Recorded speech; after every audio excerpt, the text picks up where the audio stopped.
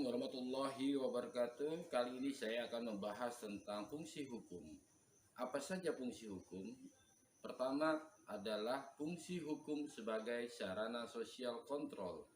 Fungsi ini bertujuan untuk memberikan suatu batasan tingkah laku terhadap masyarakat agar tidak melakukan perbuatan yang menyimpang. Batasan tersebut juga disertai dengan akibat yang akan diterima oleh pelaku penyimpangan tersebut. Dalam hal ini, hukum berperan untuk mengontrol tingkah laku masyarakat dan melihat apakah ada perbuatan yang menyimpang dari ketentuan hukum, serta memberikan sanksi kepada orang yang melakukan perbuatan menyimpang. Yang kedua, fungsi hukum sebagai sarana perekayasa sosial. Hukum dalam konteks ini berfungsi sebagai sarana untuk mengubah masyarakat atau tool of social engineering. Hukum berperan untuk menciptakan perubahan-perubahan dalam masyarakat untuk menuju masyarakat yang sempurna. Hukum bekerja dengan cara menata masyarakat agar tercapai apa yang dicita-citakan dalam pembangunan bangsa. Yang ketiga, hukum sebagai simbol.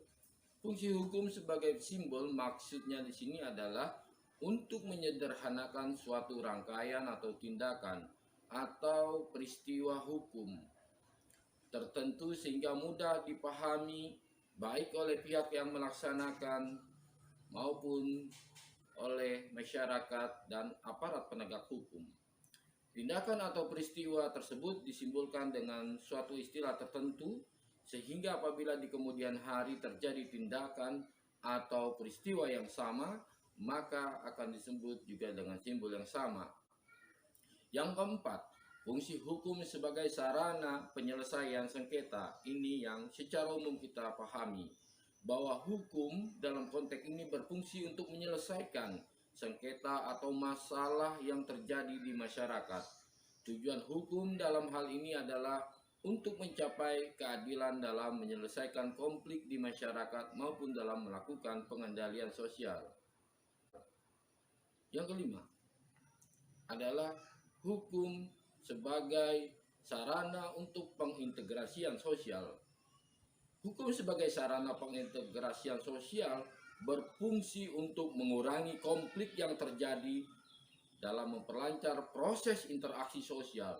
Dengan kata lain, hukum merupakan sarana untuk menciptakan keserasian berbagai kepentingan masyarakat sehingga proses pergaulan hidup berjalan dengan baik.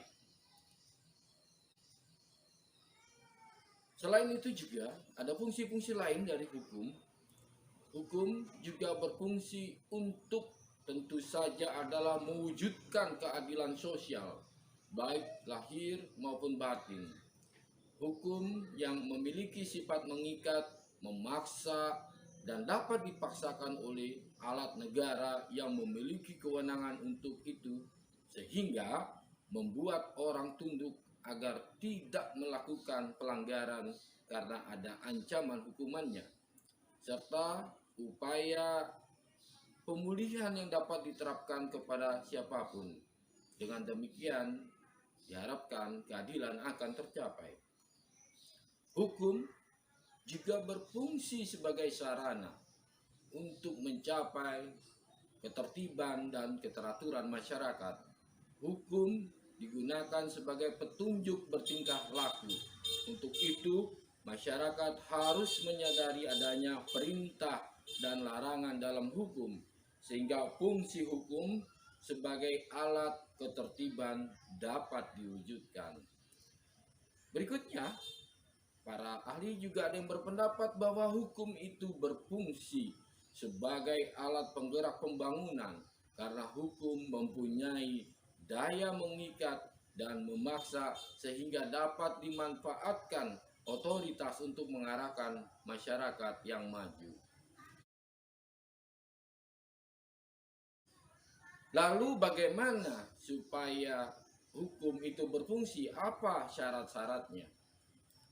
Pertama, menurut teori efektivitas, minimal ada 5 syarat atau faktor hukum itu dapat berfungsi.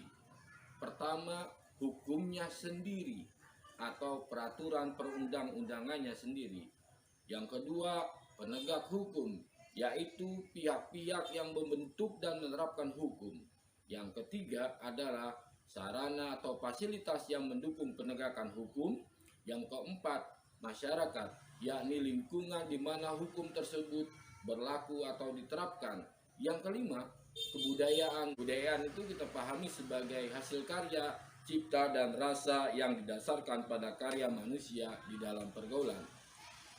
Sedangkan menurut Friedman, ada 3 syarat yang harus dipenuhi agar hukum dapat bekerja atau berfungsi secara maksimal.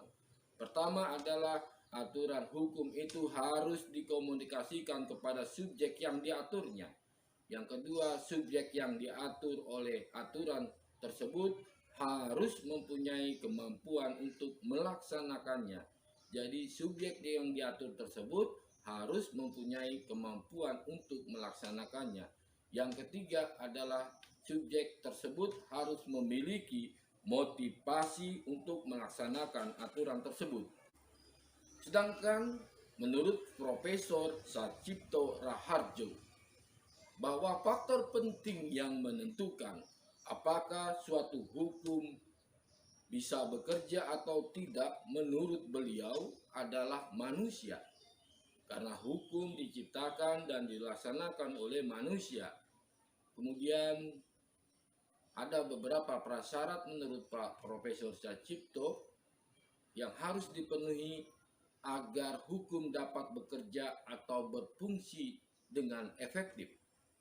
Pertama adalah adanya pejabat atau aparat penegak hukum sebagaimana yang ditentukan dalam peraturan perundang-undangan tersebut. Yang kedua, adanya orang atau individu atau masyarakat yang melakukan perbuatan hukum, baik yang mematuhi maupun yang melanggar. Yang ketiga, orang-orang tersebut mengetahui adanya peraturan. Yang keempat, orang-orang tersebut sebagai subjek maupun objek hukum bersedia untuk berbuat sesuai hukum.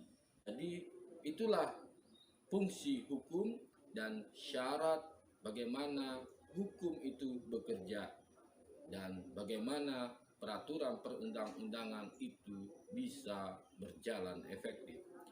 Demikian yang dapat saya sampaikan. Mungkin bisa dilihat nanti lebih jelas dalam slide yang akan saya tayangkan. Terima kasih. Wabillahi taufiq wal hidayah. Wassalamualaikum warahmatullahi wabarakatuh.